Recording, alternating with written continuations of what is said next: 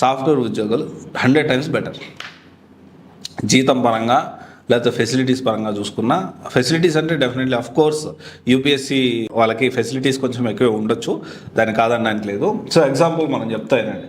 So Indian defence estate service వచ్చింది, లేకపోతే Indian defence account సర్వీసే వచ్చింది ఐడిఐఎస్, లేకపోతే ఇండియన్ రైల్వే అకౌంట్ సర్వీస్ వచ్చింది ఐఆర్ఏఎస్, లేకపోతే ఇండియన్ పోస్టల్ సర్వీస్ ఐపీఓఎస్, తర్వాత ఇండియన్ కమ్యూనికేషన్ ఫైనాన్స్ సర్వీస్ ఐసీఎఫ్ఎస్, తర్వాత ఇండియన్ రెవెన్యూ సర్వీస్. జనరల్గా దాని తర్వాత ఎక్కువగా మాట్లాడుకునేది ఏంటి అంటే ఈ నల్లధనం పట్టుకునే ఐఆర్ఎస్ రెవెన్యూ ఆఫీసర్ గురించి ఎక్కువ మాట్లాడుకుంటూ ఉంటారు. కానీ ఇవన్నీ కూడా చాలా వరకు ఆఫీస్ జాబ్స్ ఉంటాయి. ఆఫీస్ జాబ్స్ అంటే సో ఏంటి అంటే మనము 9 to 6 ఆఫీస్కి వెళ్ళాలి, కూర్చోవాలి, జాబ్ చేయాలి. It's same like similar to bank job. అంటే నథింగ్ న్యూ అంటే చాలా వరకు యూపీఎస్సీ అనగానే చాలా మంది IAS IPS grand entry so ఈ ఎక్స్పెక్టేషన్స్ వెళ్ళే వాళ్ళ గురించి నేను మాట్లాడుతున్నాను.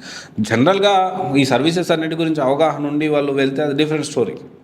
చాలా వరకు ఏంటి అంటే యూపీఎస్సీ అంటే ఇప్పుడు మన తెలుగు వాళ్ళే చూసుకుందాం, రేపు సర్వీస్ అలొకేషన్ అయినా కూడా మీకు చూపిస్తాను, ఏ ర్యాంక్కి ఏ సర్వీస్ వచ్చిందని ఖచ్చితంగా నేను లిస్ట్ తీసుకొని ఆ లిస్ట్ మీకు కూడా ఎక్స్ప్లెయిన్ చేస్తాను.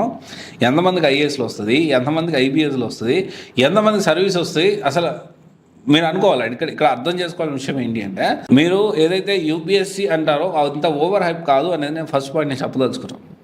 కొన్ని సర్వీసెస్ యూపీఎస్సీ కంటే సాఫ్ట్వేర్ కూడా మంచి జీతాలు ఇచ్చే ఉద్యోగాలు, మంచి జీతాలు ఇచ్చే జాబ్స్, ఫ్యూచర్ ఉండే జాబ్స్ చాలా ఉన్నాయి. సో కాకపోతే ఏంటి అంటే గవర్నమెంట్ జాబ్ సెక్యూరిటీ ఉంటుంది, అదొకటి. కానీ ప్రెషర్స్ కూడా అలాగే ఉంటాయి, ఇదొకటి మనం అర్థం చేసుకోవాలి.